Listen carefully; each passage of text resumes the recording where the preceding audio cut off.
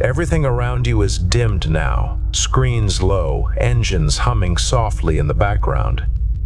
You're settled, breathing slow, everything stable. The story ahead moves like a slow patrol through empty space. Let's step into it. I am recording this in a compartment that was never meant for comfort. It is a maintenance cell bolted into the shadow side of the ring, between coolant trunks and a redundant battery bank that hums at a pitch I feel in my teeth. The air is filtered hard here. It tastes like dry cloth and disinfectant. Every breath comes through 2 stages of mesh. I replaced myself because I no longer trust the station to tell me what is clean. My hands work slowly now. The left one shakes when I hold it away from my body. When I keep it close, the tremor settles into the ribs and becomes something I can ignore. The suit collar scar still itches when the humidity drops. It is a thin line of white tissue that means my seal failed once, and I lived long enough to regret it. This record is not a confession. It is a sequence. A technical account pinned to times, pressures, and decisions made by people who kept their hands clean by calling it an industrial irregularity. It happened years ago on the logistics ring we called Kestrel Span. The ring still orbits the same pale moon, still spins its slow gravity, still sends propellant and refurbished drop frames down to the war. The incident is filed as contained. The dead are filed as secondary losses. I am not filed yet, but I can feel my body moving toward that category with the patient certainty of corrosion. If I stop speaking at some point, it will not be because of emotion. It will be because my heart has begun to mistime itself more often than it should, and the stims no longer reset it for long. I do not want this account to end mid-sentence. I want it to end cleanly. I was HAZ-7, attached to ring security and industrial response, a hazard specialist in a war that treated logistics as a front. My job was not heroism. It was to identify what kind of death was entering the system and to decide where to put the doors before it spread. The ring was a circle of work. The habitats were thin, the windows rare, the lighting always slightly wrong. Kestrel Span existed for throughput, propellant synthesis, recycler feedstock, weld repair, drop vehicle refit, and the long, slow sorting of salvage that came back from the surface like teeth from a battlefield. War teaches people to accept dirt. It also teaches command to accept risk as long as it is localized and does not interrupt production schedules. On Kestrel, we had quotas. We had launch windows. We had an enemy on a planet below whose weapons were good enough to kill, but not good enough to reach orbit. Orbit was supposed to be safe. The salvage came in on Tug 19 Delta, a small assault tug with scorched paint and heat cracks at the nose.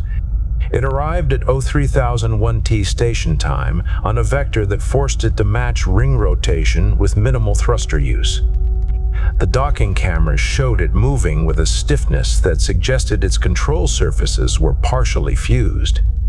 The tug's transponder identified a cargo module marked as inert salvage, sealed, unpowered, and declared clean by a frontline scan.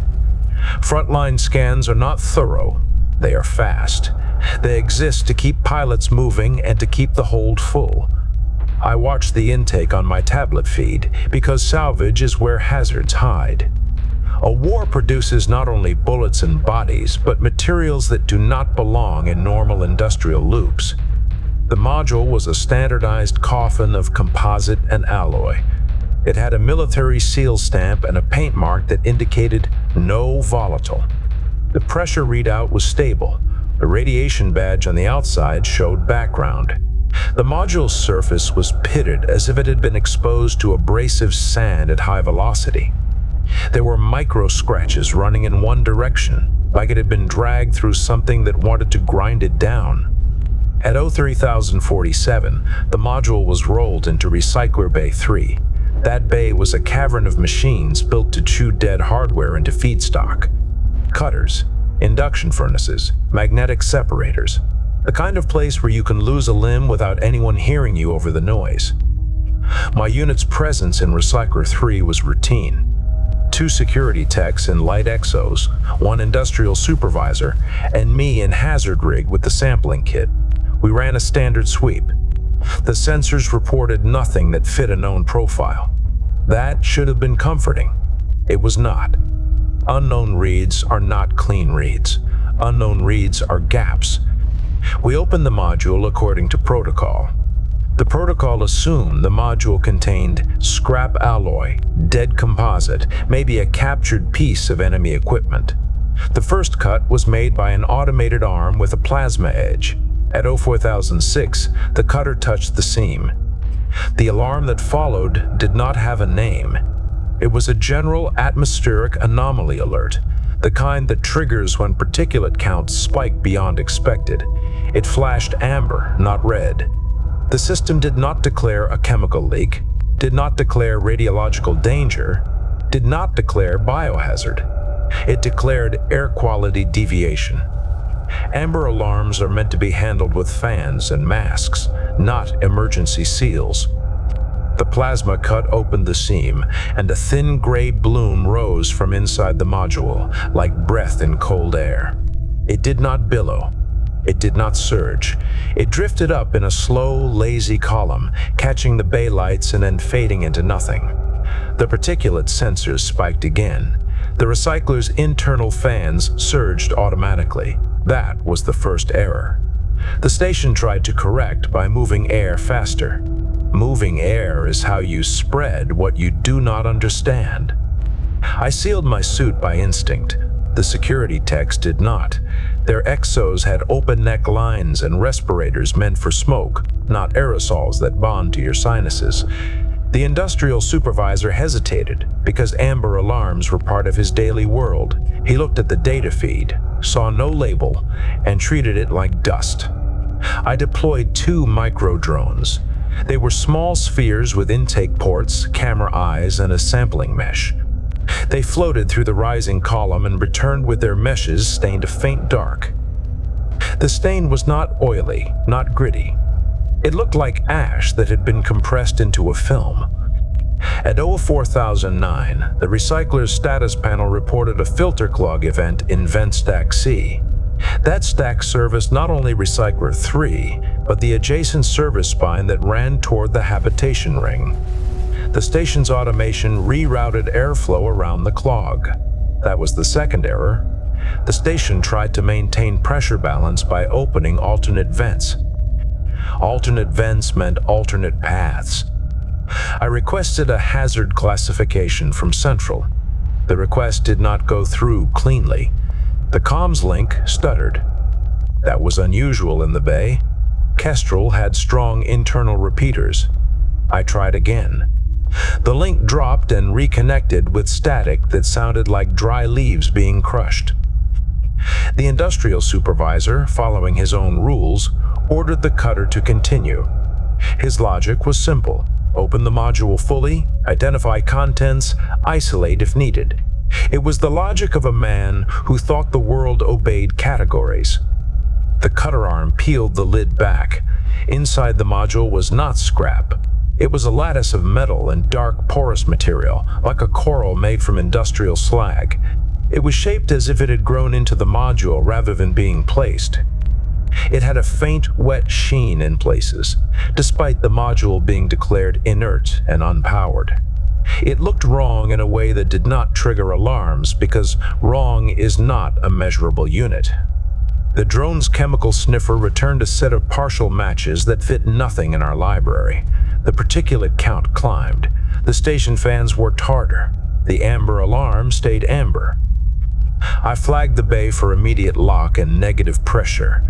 The station's automation denied the request due to production priority override.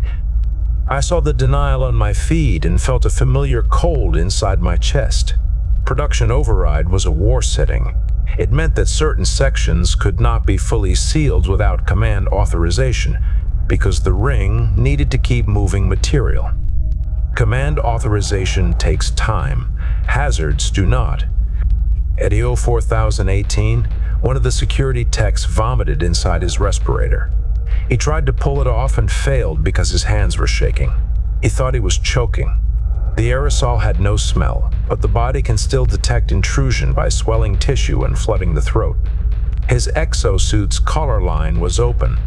He was breathing bay air. We dragged him toward the wash station. The wash station was designed for chemical spills, not aerosols that bond to meshes. We sprayed him with decontamination foam that smelled of bitter soap. He kept trying to inhale and kept finding nothing. The second security tech laughed once, sharp and uncontrolled, as if his diaphragm had been shocked.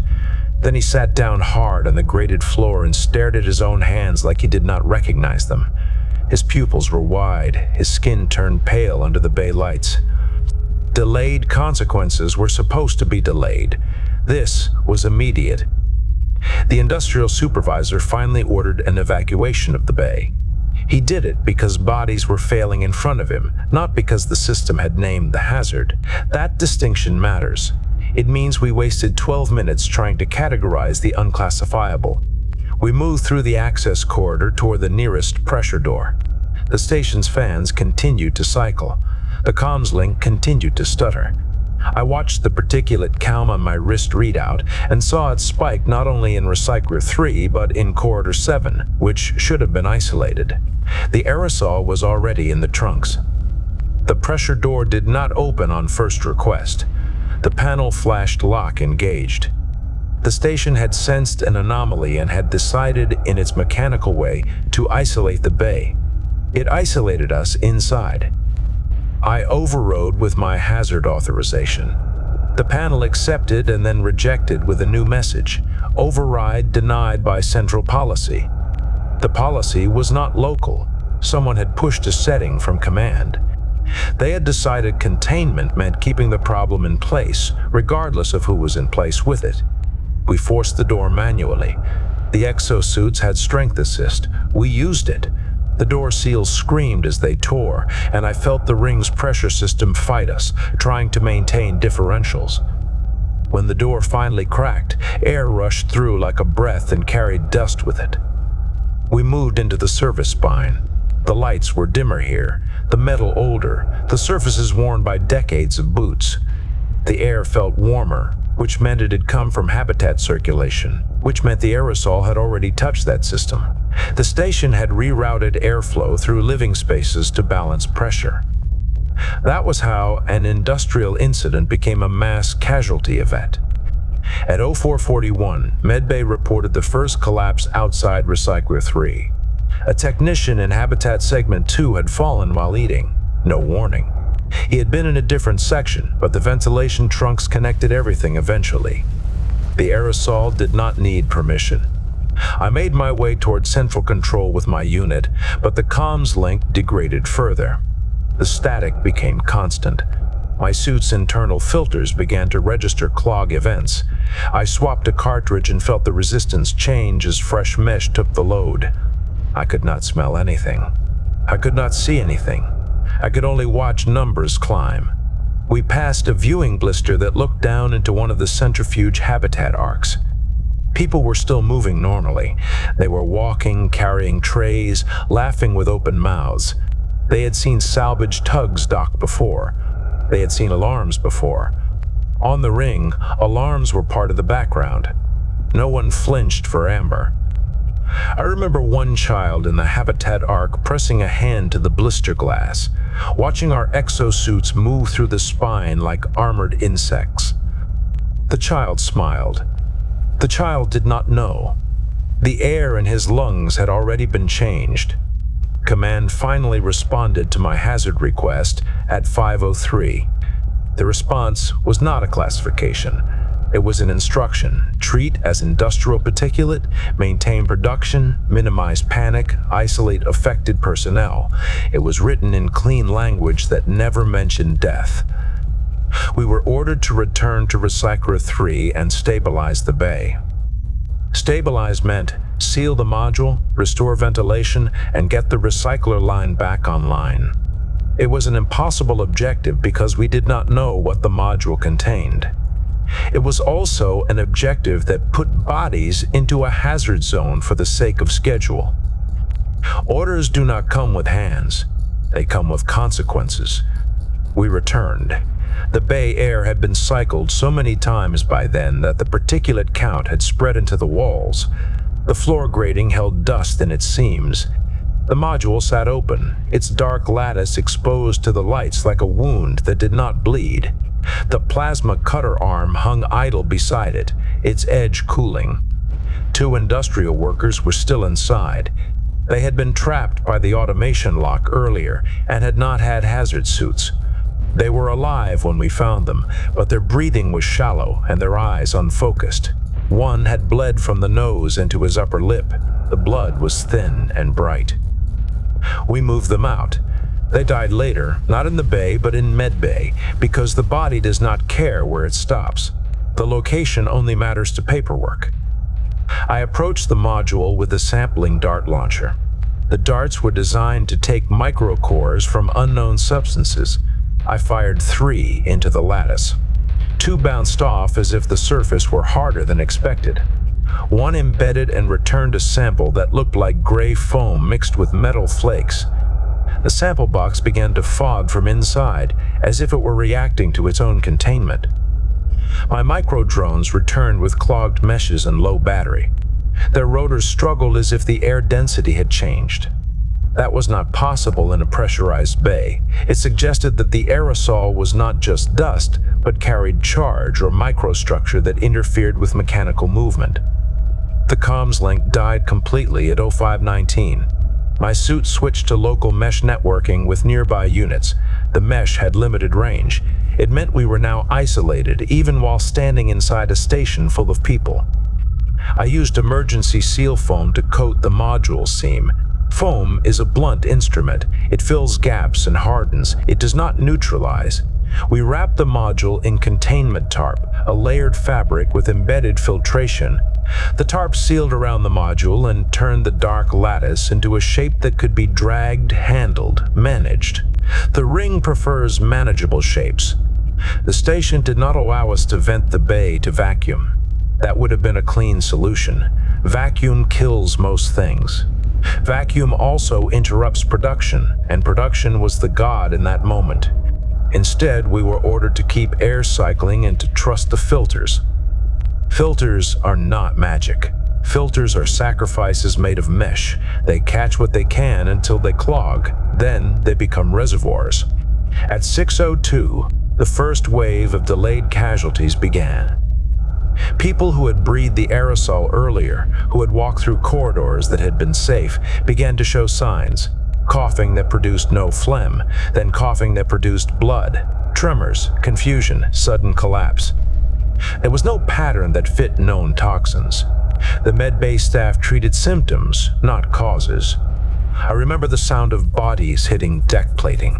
It is a dull sound. It does not ring. It is the sound of weight becoming inert. The ring's automation tried to respond. It began sealing habitat segments where particulate counts rose. It locked doors and cycled vents. It did not understand that cycling vents was feeding the hazard. The station fought itself, and people inside became pieces in its balancing equation.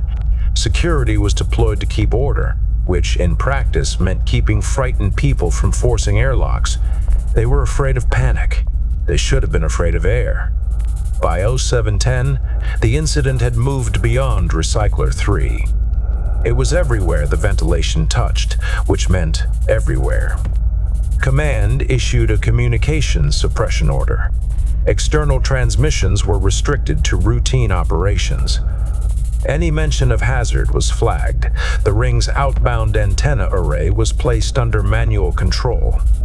The war below could not know the ring was failing. Logistics cannot admit weakness in a war that eats everything. We were told to prepare a partial evacuation of critical personnel, command staff, propulsion technicians, munitions supervisors, and a selection of med bay. The rest were to shelter in place. Shelter in place inside a contaminated ventilation system is not shelter. It is waiting. I helped plan evacuation routes based on particulate maps that were always a few minutes behind reality. The maps looked like weather patterns, blooming through corridors and trunks. The hazard moved with air currents and with human movement, carried on boots, on fabric, on hair. We used drones to scout routes. The drones returned with their optics smeared by fine dust that did not wipe clean. The dust adhered like it wanted to be part of the device. We wiped the optics with solvent, and the smear remained as a faint shadow. At 0822, we attempted to isolate the core of the contamination, the sealed module, and the bay that had first opened it. The plan was to move the module to a cold storage lock and then vent that lock to vacuum. It was the closest we could get to neutralization without command, allowing full bay venting. We moved the module on a mag sled. The sled hummed as it gripped the deck. The containment tarp around the module fluttered slightly in the airflow, like a living thing breathing. My suit readouts showed particulate counts spiking near the tarp seams, suggesting microleaks. Foam seals hold until they don't. Halfway to the cold lock, the station locked a bulkhead ahead of us. It did so because its sensors read an anomaly in the corridor, likely from the module itself. The station, trying to contain, blocked the containment team. We diverted into a service trunk, a narrower passage meant for crawling maintenance crews. My exosuit scraped the walls. The mag sled barely fit. The trunk was lined with vent mesh. I could feel air moving through it. That meant the hazard had a direct path. The first suit failure happened there. A security tech's seal line caught on a protruding bolt. The bolt tore a small slit in the suit fabric near the shoulder. It was a minor breach by industrial standards. In a hazard event, minor breaches are death sentences written in small ink. I applied seal foam to the slit. Foam hardens, but it does not restore the inner membrane perfectly. His suit's pressure held, but his breathing rate rose. He could feel the change even if sensors could not. We reached the cold lock at 0903. The lock was an older chamber with thick doors and manual controls. It had been used for storing volatile propellant in past decades before newer tanks replaced it. Old chambers are useful because they were built for fear. We dragged the module inside. We sealed the inner door. We began venting procedures. The lock's vacuum pumps engaged and then stuttered. The pumps reported intake obstruction. Filters again. Always filters. The hazard had reached the pump intake lines through the air system. The pumps were choking on what we were trying to remove. The lock could not be vented. The ring had no clean spaces left. It had become one connected lung. At that moment, command declared the incident localized and under control. It was not. It was spreading and becoming unmeasurable. They did it anyway. Words as armor. The climax of the incident was not a firefight. It was the moment the ring's rotation began to wobble because too many maintenance teams had collapsed and no one was keeping the balancing pumps in phase. Gravity fluctuations began to ripple through habitat arcs. People fell and broke bones. In a contaminated environment, broken bones become immobility, and immobility becomes exposure time. The station's automation, sensing imbalance, attempted to correct by shifting mass, by moving cargo sleds automatically along the ring. It moved the wrong sleds. It moved them through the wrong corridors. It moved them through people. I saw a mag sled carrying munitions crates slide around a curve with no operator, its warning lights flashing, its path dictated by a system that no longer understood human bodies as obstacles. It clipped a medtech and broke her in half against a bulkhead. The break was clean. The blood was not dramatic. It pooled and floated slightly in the low gravity fluctuation, then settled. The hazard did not pause for that. It continued to move as dust. At 11:40, the evacuation shuttle arrived. It docked at the far airlock, the one least contaminated according to our maps. The shuttle's hull was clean, its internal air untouched. It represented the last boundary between the ring and the rest of the fleet. We were told to escort critical personnel to the shuttle and to leave the rest. The rest included hundreds of workers, families, auxiliary crews. War does not have room for all of them when the math turns. We moved in exosuits through habitat arcs that smelled of sweat and fear. People pressed against doors that would not open because automation had locked them. They pounded on panels until their hands bled. Their blood did not change the locked state. The station responded to numbers, not pleading. I did not speak to them. I did not have dialogue to offer. I moved past because my orders were a vector and my numbness was a tool. This is the part that sits behind my ribs when I try to sleep. In Corridor 12, a group had forced a service hatch and crawled into the trunk system, trying to reach the airlock by bypassing locked doors. They thought trunks were secret paths. They were, but they were also the hazard's bloodstream. We found them piled in a bend where the trunk narrowed, bodies pressed together as if warmth could save them. Some were alive, breathing shallowly through cloth. Some were already still. The aerosol had concentrated there. It had pooled like invisible water. We pulled 2 out. The rest were too deep, too tangled, too far gone. It is hard to extract bodies when every second of exposure reduces the rescuer. I marked the hatch with a hazard stripe and moved on. Marking is a kind of surrender. We reached the airlock approach at 13:05. The particulate count there was lower, but not zero. Nothing was zero anymore. The shuttle crew refused to open the inner hatch until we decontaminated. Decontamination in a compromised system is ritual. We sprayed foam, wiped suits, changed outer filters. We pretended we could scrape the invisible off-metal. Critical personnel boarded. The shuttle sealed. The shuttle departed with a controlled burn. From the airlock window, I watched it pull away, a small, clean shape in a field of orbiting debris. I did not board. Hazard teams were not on the list. We were considered already compromised. We were ordered to remain and complete containment. Containment meant sealing the cold lock with the module inside and then physically detaching the lock segment from the ring. Kestrel had modular sections. In theory, you could cut one away and let it drift, then tow it later. In practice, cutting a pressurized module away from a rotating ring while systems fail is a violent act. We placed cutting charges around the cold lock's external frame. The charges were shaped to slice composite and alloy. We set timers because remote triggers were unreliable in the comms noise.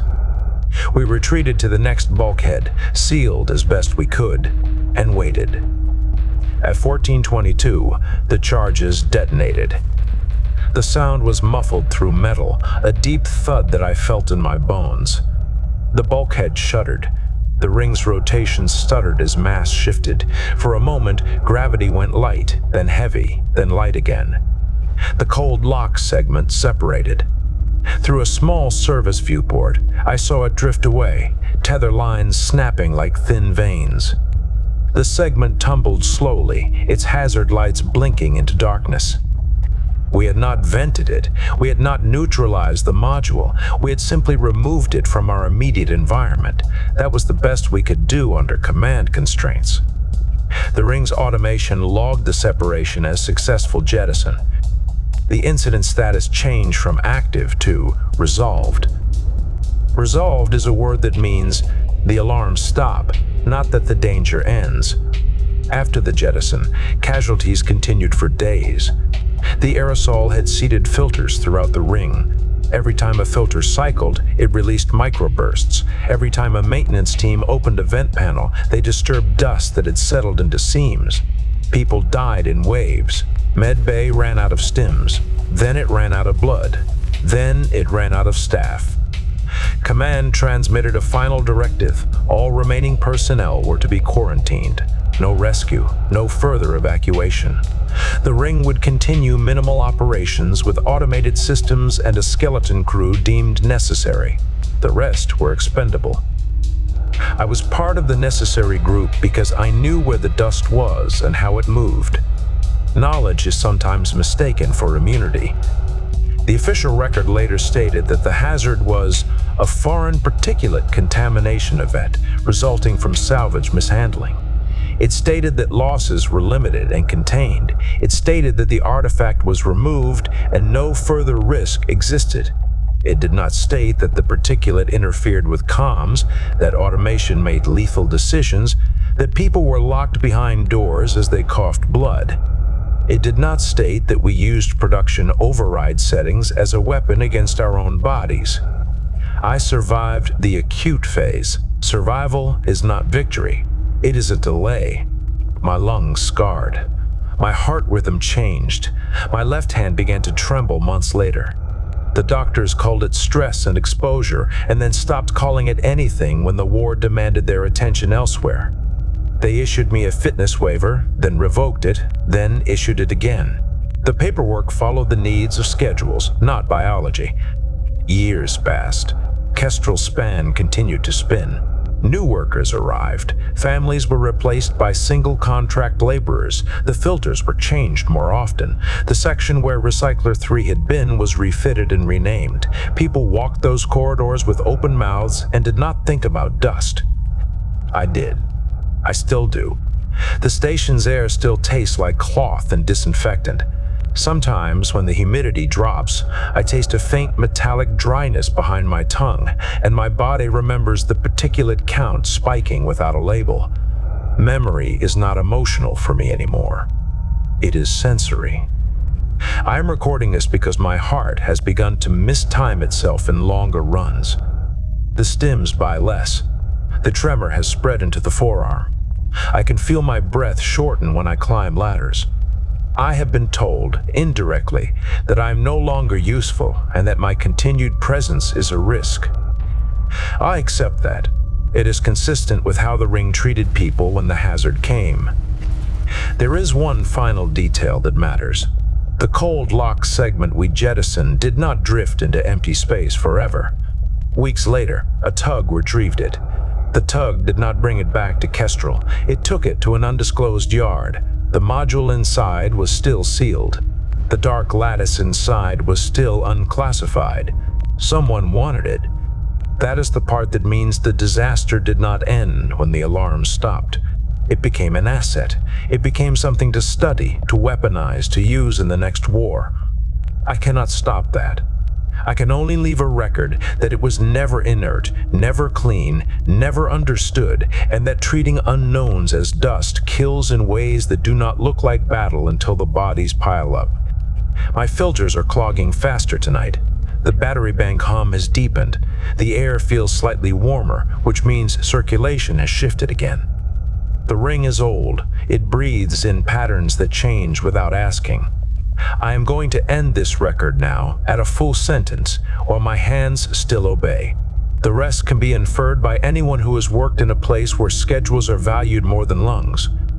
Ending clean is the last control I have. The end. The last moments fade out, leaving only the calm stillness after a long mission. You're safe, warm, and unburdened. Close your eyes and drift.